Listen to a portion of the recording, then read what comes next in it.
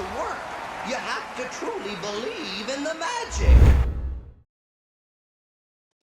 Hey Magic fans, and welcome to another episode of Let's Talk Magic, an Orlando Magic podcast. Today we are going to be talking about possibly one of the biggest decisions that the Magic have to make this off-season, and that is, what is the future for Jonathan Isaac? But firstly, I'm going to say hello to the boys. I missed last week, so Gary, how you doing, mate? Good to be back. All the better for seeing the slice of bacon on my screen. How is the hop? Oh, mate, we had a good weekend. We had a good week away, enjoyed the holiday, and then unfortunately, as happens, I got one of my migraines, and we all know the effects that they have. For those that you don't know, I have a form of migraine that presents like a stroke, and it takes me out for 3 or 4 days. So I was still slurring my words, so I wasn't suitable to be on the pod. I'd have sounded like G on a Friday night. Harsh but true. And speaking of the Welsh Wonder, G, how you doing, mate? Good to see you. Very well, thank you, mate. It's good to have you back, Paul. Only for a week. You were missed. Only for a week, but Only for a week. That's good enough. Good enough. Yes, we shall come to that as we move on. I got to ask you, boys. How do you think you boys are going to do in the Euros? Because that's upon us now. You're not going to be here next week, so you're going to be watching. No. Mate, I watch Leeds. I watch Mansfield Town. European football. No, not interested. Nah, I've got my Denmark jersey ready Shocker. for our game. At least one team wearing red qualified. Yeah, that's true. You know what, mate? I so wished that the electioneering that went off this week, where was it Mr. Sunak, Rishi Sunak, asked the Welsh fans how are they looking forward to the football. I think that would have been hilarious if you'd have been sat there, mate. Oh, that would have been a moment of comedy gold. Oh, yeah. I've been raging, mate. Raging. Yeah. Gee, the next time you're hanging out with Rishi Sunak, whether he's your film it. when you're round at Checkers for the next time. Right. Oh, as you'll notice, we are missing Mikey this week. He's had to drop out late on. Before we go any further, I did miss last week, and I just wanted to add my voice to what the boys said last week about the sad news, awful loss to the Magic community of Deb. It was, as you said, G, an absolute pleasure to meet up with her and be in her company, which was so much fun ahead of the 2019 Raptors series games 3 and 4. I can't say better than what was said last week. Just, Deb, rest in peace. You will be greatly missed. I wanted to just add my voice to what was said. So sorry for jumping on there, but it had to be said. So let's get into this, because I think this could be quite an interesting subject to talk around. And that is, what is the future for Judah? Summer is full of decisions for the Magic. We've spoken about the trade market, about free agency, but arguably the biggest decision for the Magic this time round is to decide on the future of Jonathan Isaac. So, to kick things off, same question for each of you. Quick answers. Are we keeping Jonathan Isaac? Gary? Yes. G? Absolutely. 100%. Yep. And? Paul? Oh, yeah, 100%. I think the Magic are keeping him 100%. If you were sat in the GM's chair, G, would you keep Jonathan Isaac, or would you be using him to land us something else? Oh, no, I'd certainly be keeping Jonathan Isaac. He's proved his worth, back end of the season, defensive situations. He's an absolute monster on defensive end. I was really annoyed, actually, when the awards were announced that I think he got maybe one vote. Obviously, Jalen Suggs made the second team, which was fantastic news.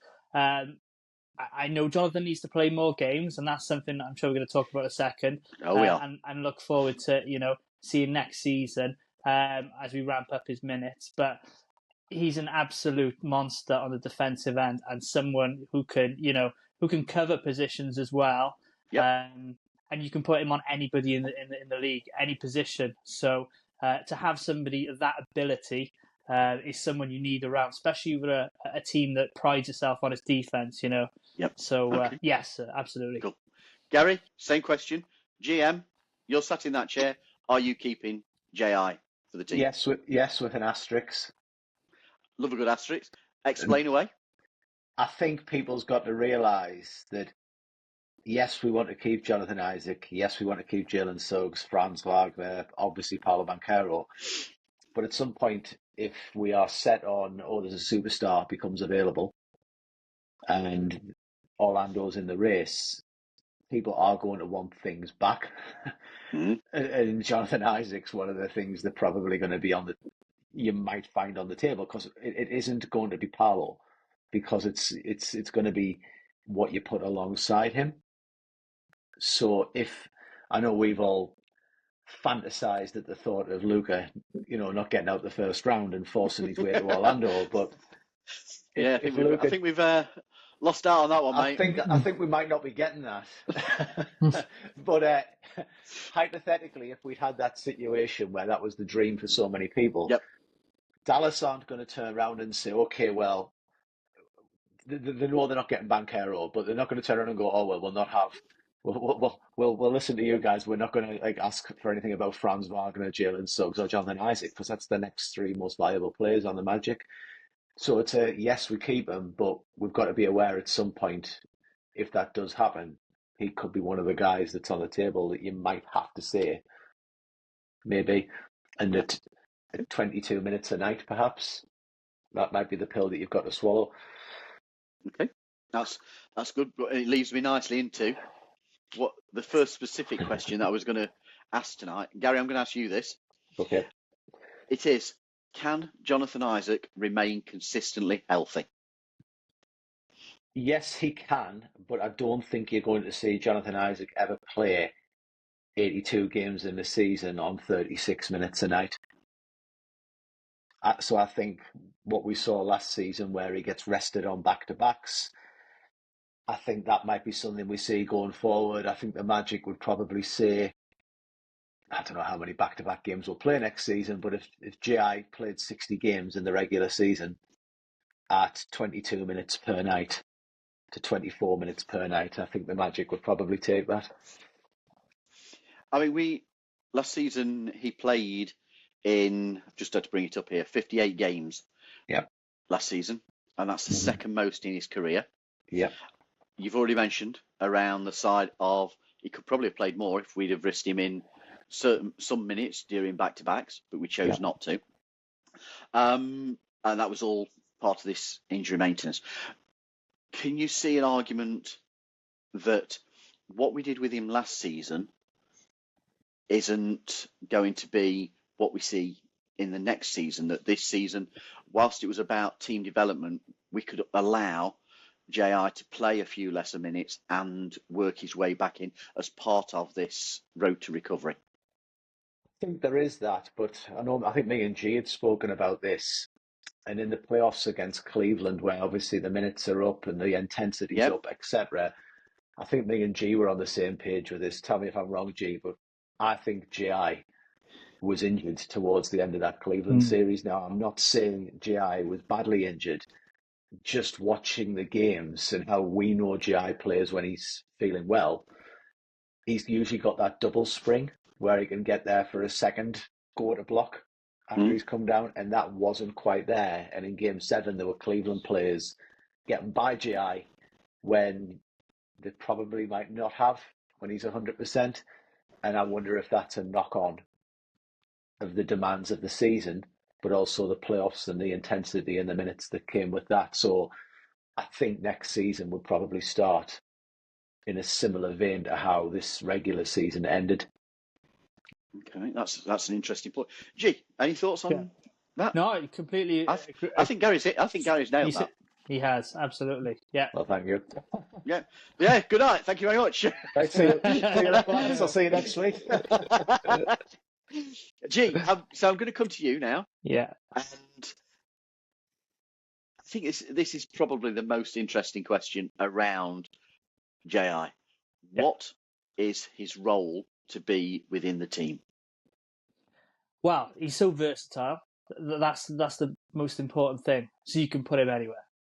You could have him starting. You could have him coming off the bench. As Gary said about the minutes, I'd be looking for him to, play 24 to 26, hopefully next season. obviously, back-to-backs, if he's held out, fair enough. You just got to manage it so that he's fully, capable of playing to his ability. So he can do absolutely everything. Situationally, I'd keep him, with the reserves, to be honest with you. It made such an impact. He's going against lesser players, granted, but then he's coming in for the last 5-6 minutes of the game with the starters in that, death lineup. So for me, absolute key part of the team, defensively and down the stretch. So you'd like to see him play a bit more and with the starters, but I kind of like what he did last season. So yeah, how about you, Paul? I think we can all agree that we saw against the Cavs that he isn't a natural centre. Jarrett Allen outmuscled him. So I don't think we see him as a centre. I don't think we see him. Though? You can do in certain lineups against certain teams, I suppose, or if a team is having. Who was it? There was one particular game, I can't remember who it was, that literally had no big men left during last season, and we were really disappointed that we didn't take advantage of it. And I can't remember the game, but that's an example where you can use him as a centre.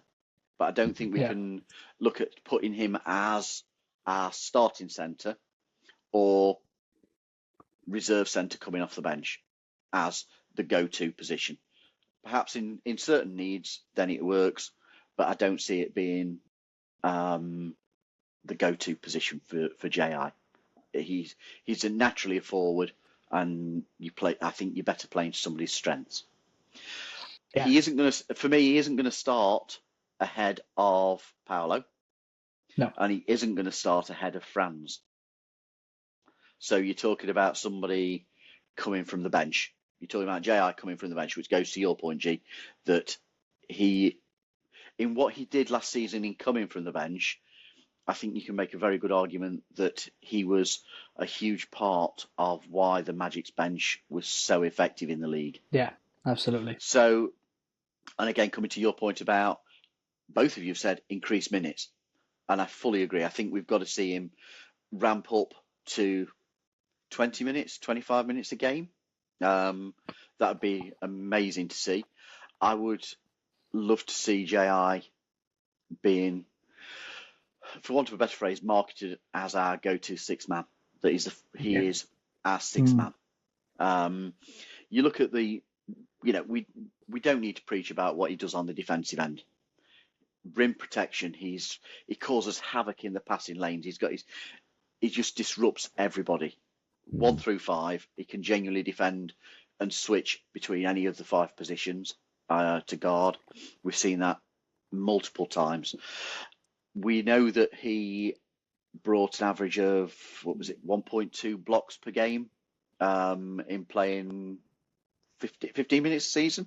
Limited minutes, yeah. Limited, definitely. 50, just over 15 minutes a game.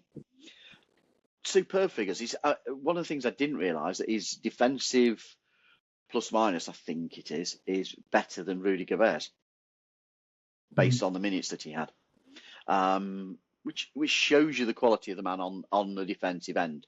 I think the thing that got overlooked with last season was his improvement on the offensive end. He shot, was it 37% on the season from 3? Mm-hmm. And I think there's some stats somewhere knocking about that after All-Star it was even higher. It was knocking up towards the 50%. Now, I don't think anybody expects J.R. is going to be a consistent 50% shooter from range, but it's a nice weapon to have. Yeah. And at that, he's helping to spread the floor, which again, then you can probably look at him not only being our go-to sixth man early in the game, but as you've mentioned, you can look at him being a finisher in certain situations. So I think we play him as a sixth man, and he is our go-to sixth man, that he is that linchpin. And I'll also say that if my ideal would be that we've always got either J.I. or Jalen Suggs on the floor for that defensive intensity. You've got one of those two on at all times. Yeah, good shout that.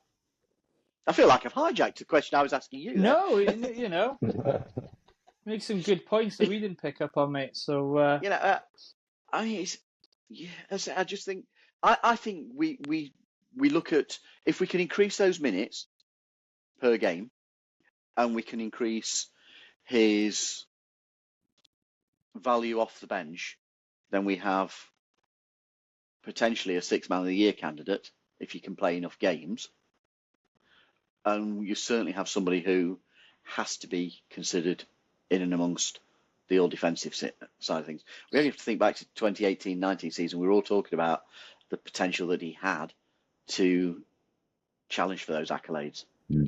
And the hope is we get some more national TV coverage. There's a bit more focus on the Magic, and people start taking note of who Jonathan Isaac is and what he's capable of.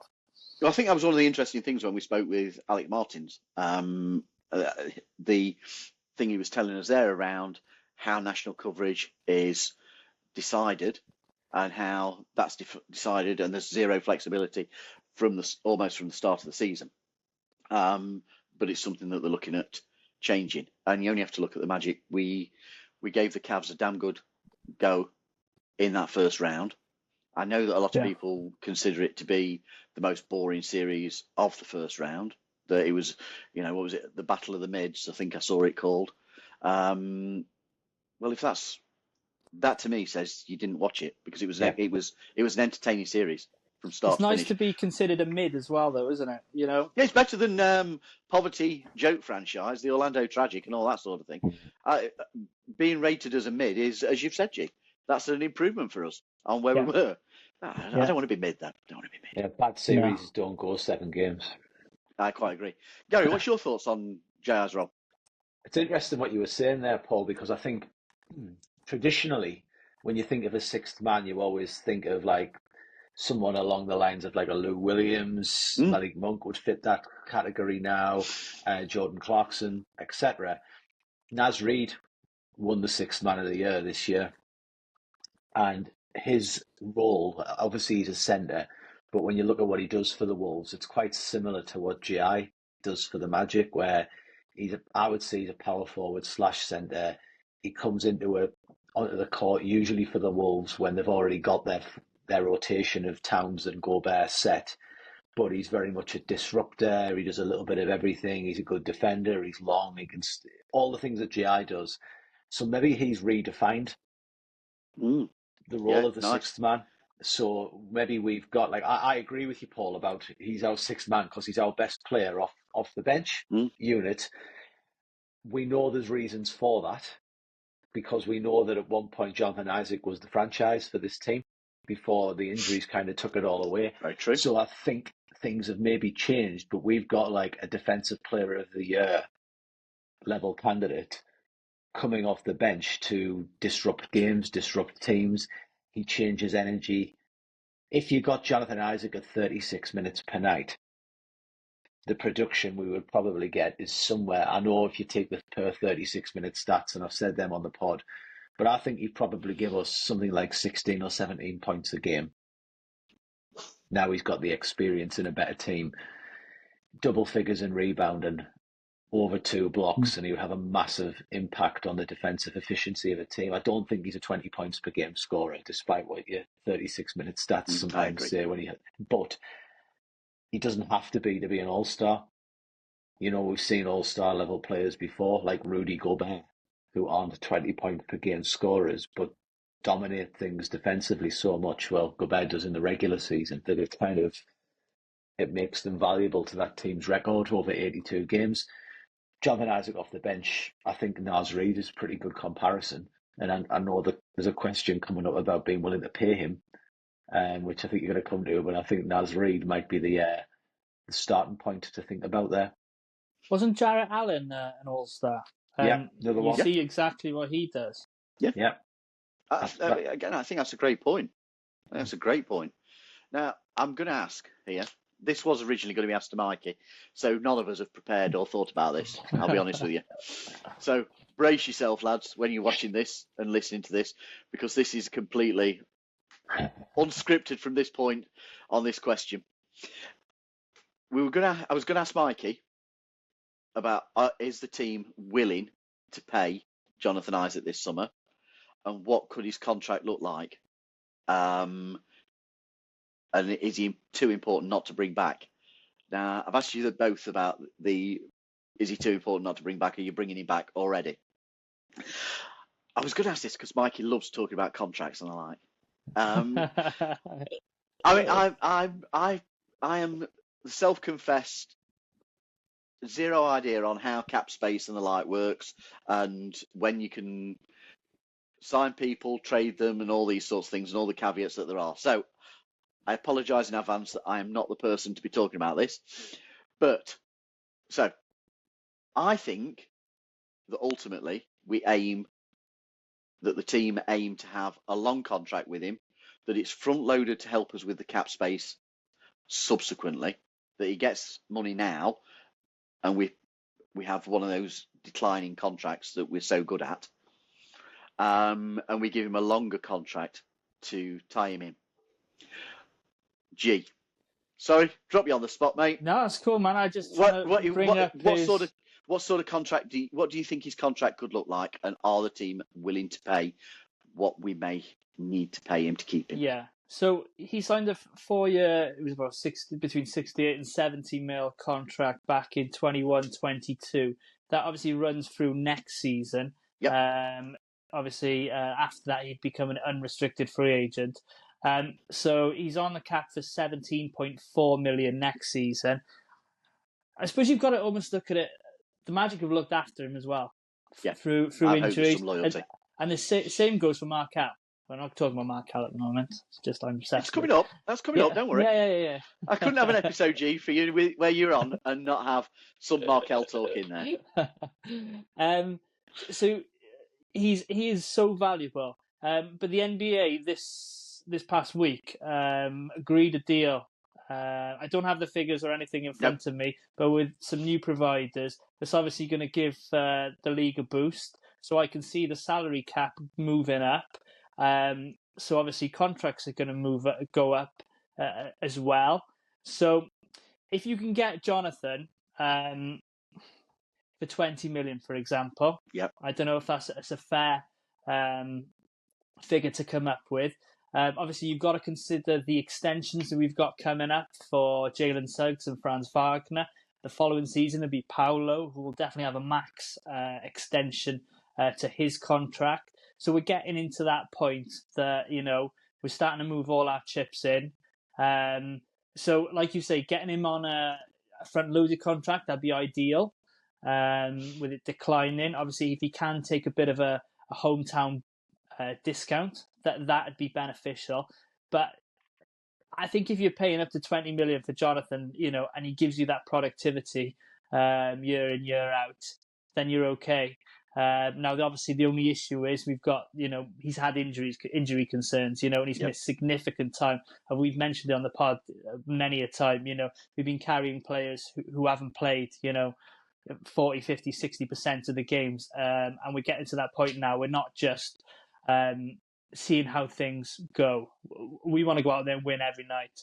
So you can't be carrying those guys. So you need to be safe in the knowledge that he can play 60 games at least or something. Now, I don't know if you can put some sort of a stipulation in the contract. I don't think it works like that in the NBA, unfortunately. But obviously, that's if I was I don't think you get appearance money, do you? The same way as you do with football. Soccer no, for but our American I know friends. that it was some sort of if he missed games due to injury, it doesn't become fully guaranteed or something to that effect. I'm no contract guru. But anyway, something like that is what I think, especially with the cap going up. So yeah. Gary? I think it's worth noting. Hey, you could have your go as well. You may as well look embarrassed as the rest of us. As Mikey's dumped us and left us in the lurch with this one. I should have blanked this question out and moved on. No, it's fine. No. Good question. So I've got a few views on this. My first one is obviously GI is making about 17 million a season on average through this contract.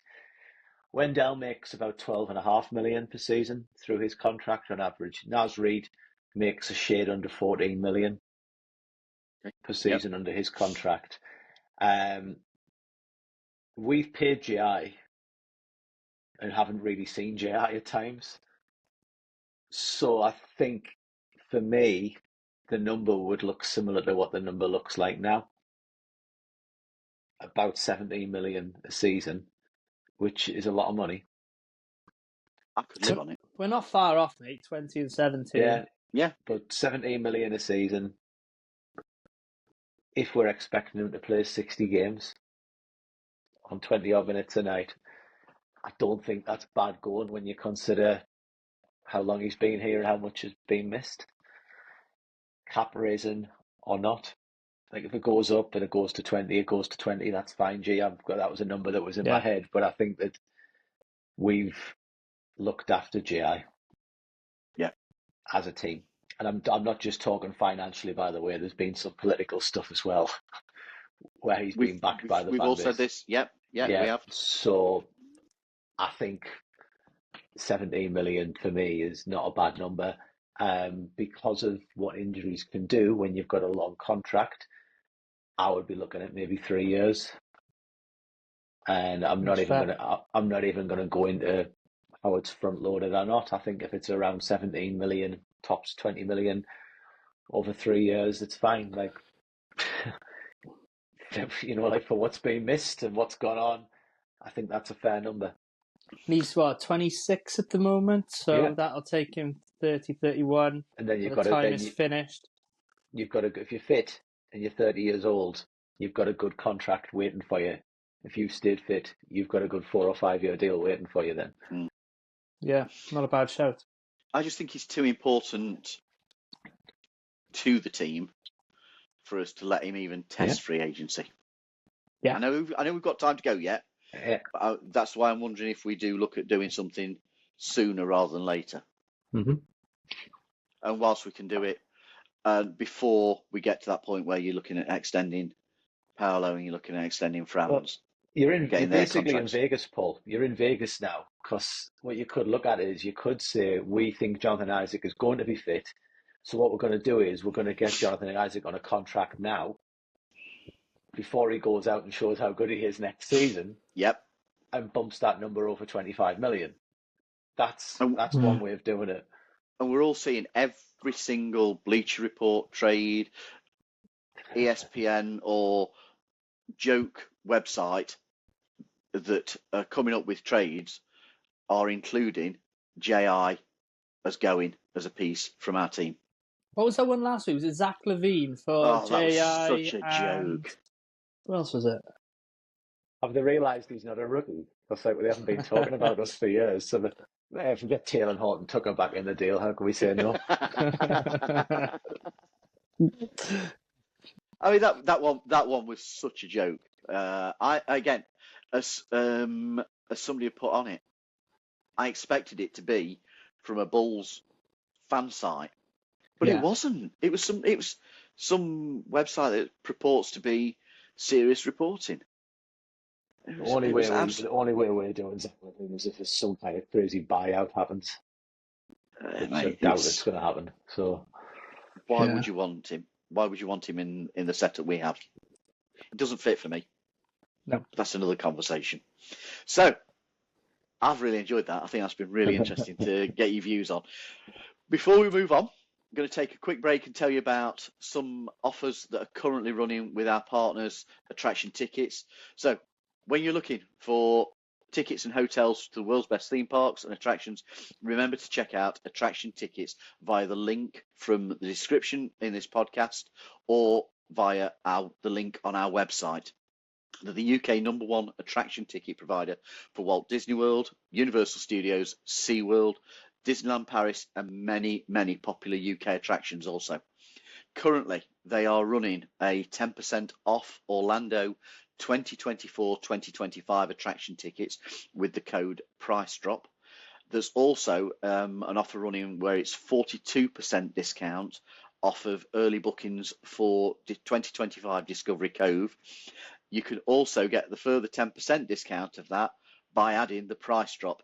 Both will apply for that. So if you're thinking of going 2025 and you're thinking of doing Discovery Cove, now's the time to click on our website, click onto the attraction tickets link and get your booking made.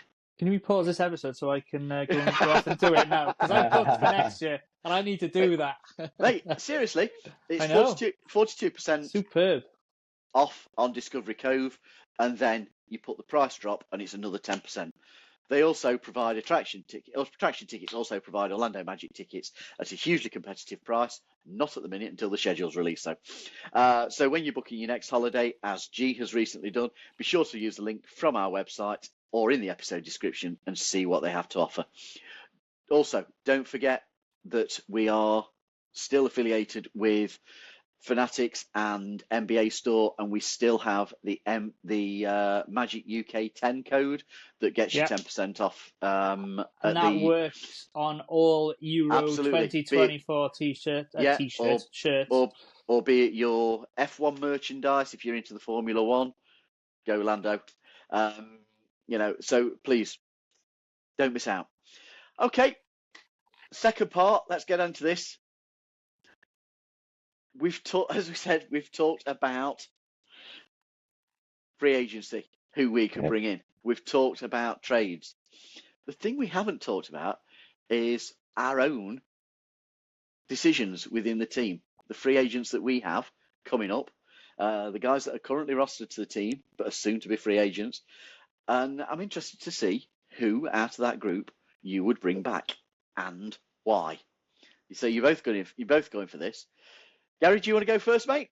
Have you got the list of free agents in front of you, or would you like me to run through it? You can run through. I've got it on my screen. I'll give you my 2 pence worth after I've got a theory. So, on the 2023-2024 roster for the Orlando Magic, these are the guys that are approaching free agency.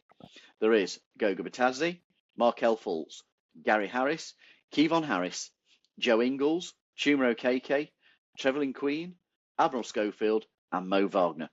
They are the guys. It's quite a number of our roster that there's decisions to be made on. So G, sorry, Gary. Oh, Gary. You both begin with a G. I was just giving Gary a new nickname. Behave. It's all right. I'm not Welsh enough. The Northern G. G unit. So I think if you were playing fantasy basketball, people get lost off in like trade machines and silly trade seasons upon us. I'm not talking about Magic fans here. I'm talking about like just the mental stuff that you see on social media. You'll be going, oh, well, the Magic have got X amount of salary cap room when all these guys go, and look at all the roster spots. We aren't going to let all those guys go, because we know that any Magic fan, not us, any Magic fan who pays attention knows that this team is built on team spirit. It's built on a culture that Jamal Mosley's brought in. The team gets on, they like each other, etc. So not all of those guys are going to go. That's the first thing. My next thing is, some shape or form, Mo Wagner is definitely coming back. We aren't letting Mo Wagner go because he's way too vital to our bench, to the squad. He's one of the guys who came out of the season where he over-exceeded on what people were thinking, and he made himself a valuable part of a bench unit. We know he's got defensive deficiencies, but when you put him and Jonathan Isaac together, one covers the other, that type of thing. I agree. And you've got the relationship with Franz Wagner, which he's not, I know the Sixth Man Show said a joke before about the Franz Wagner tax. He isn't that, but he is his brother. So he isn't going anywhere, for starters. I think because Kevon Harris didn't feature last season, I think he's at risk. Yep. I think Admiral Schofield is too vital to the team chemistry in the role he accepts to not be brought back. We know that Admiral holds weight in that team, so I think Admiral Schofield will come back in some shape or form. I did read he's not eligible for a two-way this season. Not. So you're going to have to give him a proper roster spot. He might, because I think when you look at it, I don't think Chuma will be here. I don't think, even though I don't want to say this, I don't think Goga Bitadze will be here, because I think he might get a better offer from elsewhere, more than what we're willing to pay. I think there's question marks about Caleb Houston's future with the Magic. when you're talking about people saying trading picks and stuff, I think Caleb's got a question if Jet Howard is going to find his way into the main roster rotation. It could be at the expense of Caleb Houston. I think there will be an offer made for a low contract for Markelle Fultz. I don't think it will be a high contract, and I think if my name was Jones from Cardiff, my worry would be that a team like San Antonio comes in and says this guy kind of fits our build. It's an old head, it's a good character, etc. But I think Fultz did enough in the playoffs to get something coming his way. The worry you've got to have is I can't see us carrying a load of injured players. So it might be it's Markelle or Gary Harris, because they are going to probably show a low ball offer to one of them. I happen to think that Gary Harris did himself no favours in the playoffs. I know he's a veteran. I know he divides the fan base a little bit, but would you be totally surprised if Gary Harris ended up back in Denver? I've been saying it for ages, but I could see that. But we're not going to let everyone go. I think Joe Ingles probably will be retained in some shape or form, but maybe not on the contract that he's on now. He got a big deal last time round. I don't think there's going to be a line for Joe Ingles. He didn't perform that great in the playoffs, but his veteran role in the locker room might mean he gets a lower contract offer than what he's got. I think that was the thing with Joe Ingles for me. I expected better points production from him than we actually got. Yeah. We got everything else, that great understanding that he formed with Mo Wagner. Mm-hmm. The top-class shithousery that he brought as well. Bleep. Yeah, well, We're sorry. Have to put I don't know how to parental on describe that as. What else do you describe that as? Explicit nature of his demeanour. Yeah. Listen, we always tag it that it's not made for kids anyway.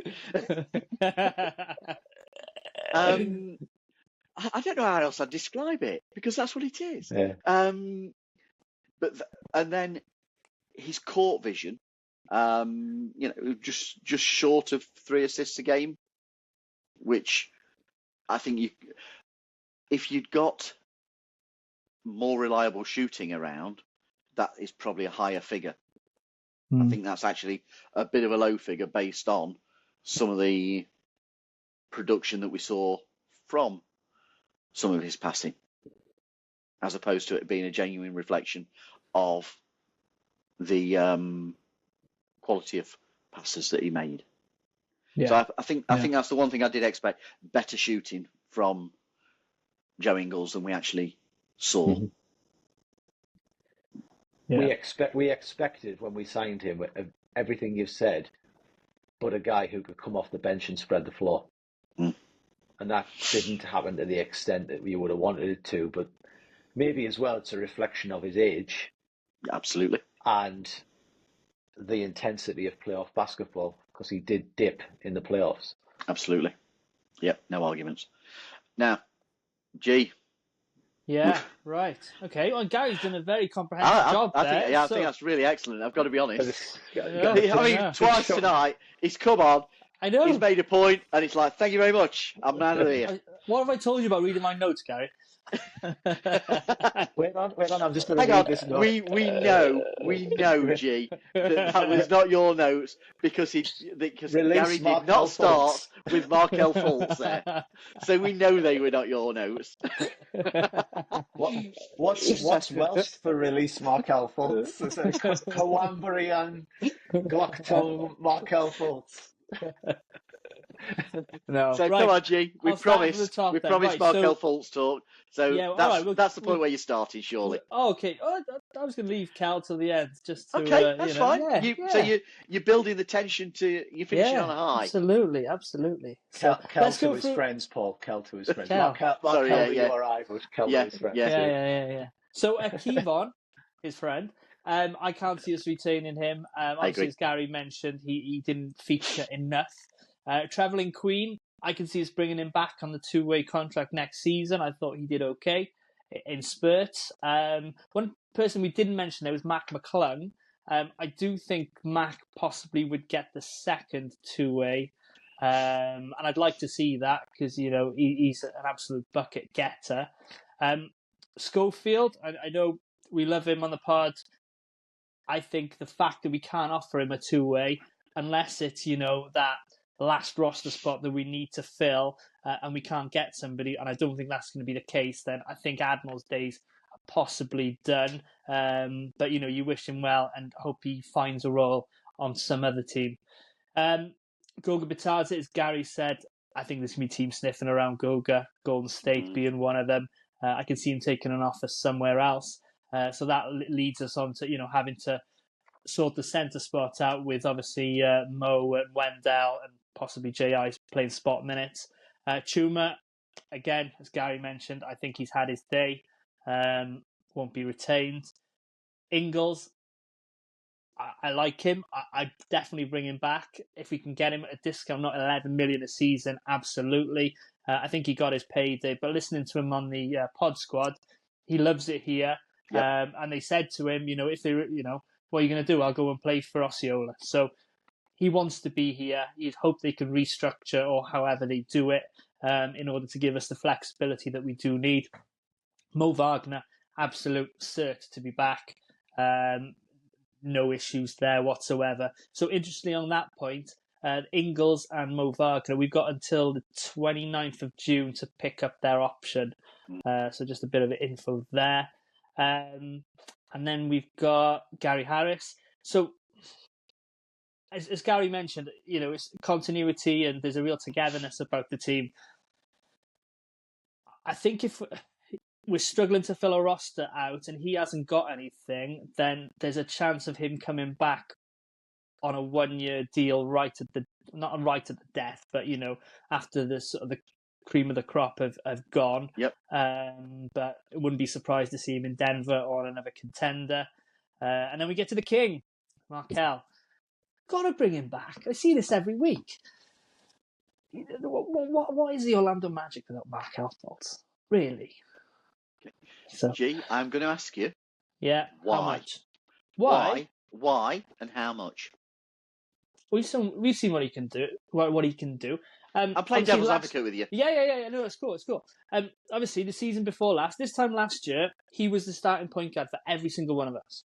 Every single one of us. He's had a bad year. He had that knee injury. He was beat up. He's obviously, I think he's possibly had, something with his shoulder.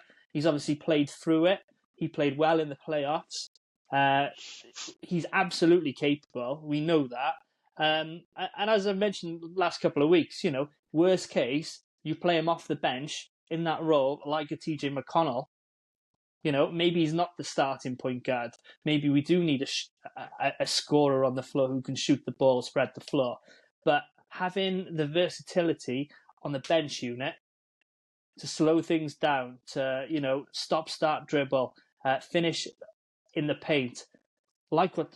God, I sound like a TJ McConnell fan now. But he's been really good. You are coming to my view on that guy. I've always liked him. Always liked him. I hated him. I know. I've always liked him. He's been one of them players. He was a pest, but he really came to his own in the playoffs. In fairness, and you wanted him to do well for the Pacers against the opposition that he had. So why not? Obviously, the Magic have shown trust in him. He's been paid whilst he's been rehabbing. So you'd hope that something was offered.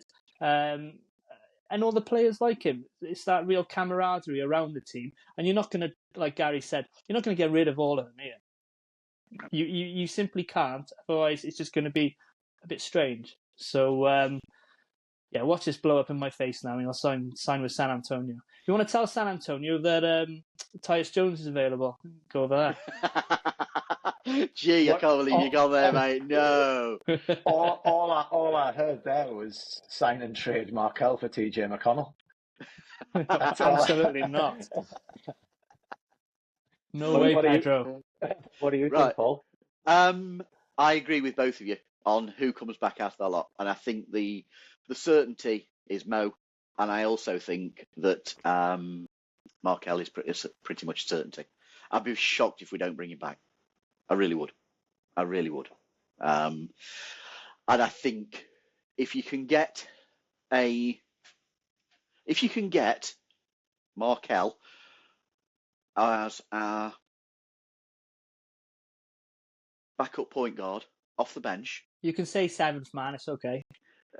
Sixth man and a half. Okay.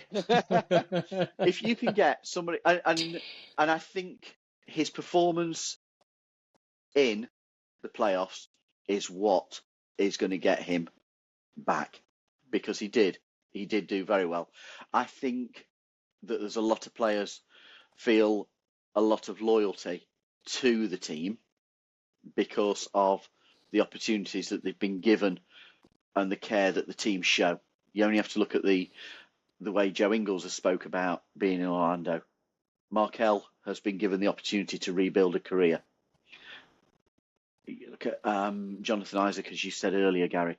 He's been allowed to take the time to rehab for his own benefit, for his benefit, not his own benefit, because it benefits the team as well. But for his benefit, he's been allowed to rehab and build his strength in such a way that you hope you get greater consistency further down the line. And I think that sort of thing, and the camaraderie that the team have, does engender people to come back. And who wouldn't want to live there anyway? Yeah, spot on. Who wouldn't want to live there? So yeah, I do entirely agree with you. But I think I'm kind of a little bit more certain. I feel stronger that Markelle is back than perhaps others do. I think I can see that coming.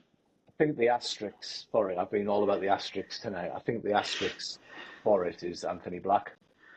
Yeah. Oh, wait. And I think this is where we spoke earlier on about the potential of front loading contracts.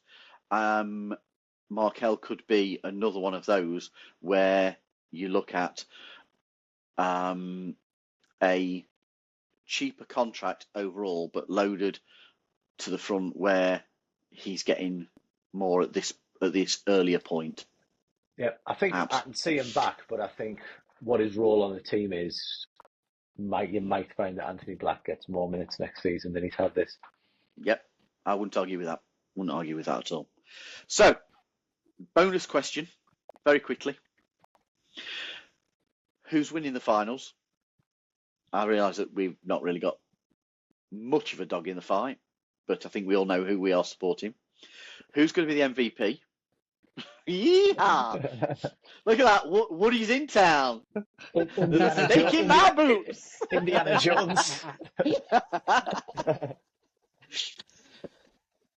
And the final part of this, who could swing the title one way or the other? So, G, come on. We all know that we're all supporting. Oh, yeah. Come on. If Dallas don't win, this is going to be awful, isn't it? It's going to be sickening for weeks and weeks and weeks having to listen to the Celtics fans. My head says one thing, my heart says another. My head we know says who you're supporting, but who are you winning? I know. Who do you think wins? Genuinely. I think Boston will do it. I genuinely think Boston have got too much for them. They're very good defensively.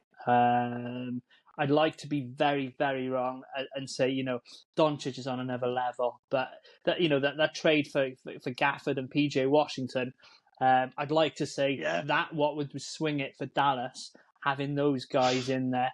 But I'm not a big Kyrie man either. But just to see him stick one on the Boston Celtics after all this happened between those two franchises would be absolutely sweet. But I do think Boston are the better team. It's such a shame. It's such a shame. So you're going for Boston to win? I'm going with Boston to win. MVP of the finals. Oh, gosh. They're talking about Tatum being not top 5 in the league, and I agree with that. I don't think he's top 5, but he'll be the one that gets them through. End of the day, I believe. So, not what I want to say, but is what it is. And your player who could swing it one way or the other. So, you don't have to go for a star, or you could be somebody to come off the bench. It could be somebody who you think has got that chip that they want to stick it to a team? It'd be some, no offense, nobody like Sam Hauser will come on and just shoot like a million threes and, just put them over. But Dallas won the 2 games in the regular season, so there is hope. And we're all very, very hopeful. But I do think Boston will win it. Okay, Gary? I swing backwards and forwards on this every day because likewise, mate. I don't think it's not that clean cut for me. I think if you're wanting Dallas to win, you're worried about the idea of how many scoring options that Boston have got and what they can throw from the backcourt in terms of White and Holiday to try and slow down Luka and Kyrie. However, the best player in the series is Luka Doncic. He is the best player in the series. You could argue on his night, the second best player is Kyrie. You could argue that. I don't know if I agree with that, but you could argue it. I think make an argument for that. The interesting bit around it for me, which I haven't heard talked about, is when you look at the two teams, how Dallas could potentially control the glass. Because Luka can give you 10 rebounds a night, but what Daniel Gafford can do, what Lively can do on the glass is pretty big for them. So Kristaps Porzingis is huge, but he's not like a monster rebounder usually. He's gamed a little bit more. Dwight Powell as well is on Dallas, isn't he? And he can get his. Yep. So in terms of the glass, that's where I think Dallas could win the series, is on the rebounding. In terms of big players that aren't being talked about, I think PJ Washington, if they want to win it, it's going to have to be averaging 15 points a game on a good clip, if you presume you're going to get what you should get and need to get from Kyrie and Luka. If I was looking for Boston to have an unsung hero, it's going to have to be one of their backcourt in Holiday or White, because one of them probably has to slow down Kyrie. Because if they take Kyrie out of it and slow him down, and they've got the tools to do it in their backcourt, Luka's got to win them the series. So that's my take on it. But I don't think it's clean cut. I think it's going to be a really good finals, actually. Yeah. Have you got anybody for an MVP? If Dallas win it, it's Luka. Yeah. The storyline is if Dallas win it, it's Kyrie. That's the storyline. But I think it's probably Luka. I think if Boston win it, it's going to be one of the backcourt. I think it's going to be one of the defensive guys. Gun to your head. Derek White. Gun to your head, Gary. Who wins? Dallas. Good. Me? Yeah. Dallas. Good. I do think Dallas. I agree with Gary. I think MVP is Luka. I think it's going to be Luka, and I do think the player who could swing the title one way or another, you've both mentioned him, and it's Kyrie, because there is that storyline of what happened in Boston with him. I know that KP played for Dallas, so you've got the kind of reverse storyline there as well. That's not really getting picked up on an awful lot. There is some motivation there for him to go out and produce, because it didn't happen for him in Dallas. But I do think that Kyrie is the one that can swing the series, because if he doesn't produce, Dallas is sunk. And if he does, then quite frankly, God help Boston, because the guy's been on a tear, and he has looked superb. I mean, I know I wrote before the tip off at the start of the season that for Dallas to do anything, they had to find a way to get Luka and Kyrie to play together. As they'd already gone all in, they'd got nothing financial wise that they could do. They've had to find ways of putting people around those two at reasonable prices and find complementary pieces. And they've done a brilliant job. So I want them to win. and I think that they will. So yeah, that's my 2 pence on that. Okay, that's going to do it for this week then, guys. Thank you to everyone who's listening. Thank you to everyone who's watched. Before we go, as always, we have to say a huge thank you to our patrons for the support that they show to us. It's incredible support from Barry Kahn, Paolo and Franz Warmth, Ollie Law, Gary Clark, Angus Craig, Dylan Holden, Alan Kane, Tom Soane, Mark Joss, Sean Moore, Liam Radbourne, Andy Linley, Stuart Benzies, Drum, Drummy Drum Drum, and Podfather Phil loves Hazy Northwestern. A huge thank you to you all. I'm sorry that I missed the last patron call, which I understand was an absolute blast for you all. So if you are interested in joining our Patreon, 3 tiers as always, varying benefits. Visit our website or patreon.com/Let's Talk Magic to find out all about it. Come and join in the fun. We do have a bit of a laugh. I won't be here for the next episode when we record. I'm going to be at the Download Festival. Hopefully not too worse for wear for drink. Hopefully, Don't believe you. Hopefully not drowned. It's not a drown load festival this year. We've had 2 very good years weather-wise, so fingers crossed for 3 years running. But Gary, you're hosting next week, and you've got a great replacement lined up for me. It's going to be I'm looking forward to having a listen to what you've got planned. It'll be good. It'll be good. So, if you enjoyed today's episode, please give it a thumbs up. Leave us your thoughts, questions, comments. Don't forget to subscribe. Please subscribe to our YouTube channel. It would help us so much. We are very close to getting towards that 1,000 number, which is the magic number. We would really, really, really appreciate you clicking on the subscribe button. You can like us on Facebook, follow us on Instagram, TikTok, and X, all at _Let's Talk Magic. So until next time, from Grant, from Gary, and absent Mikey and myself, let's go Magic and let's go Dallas.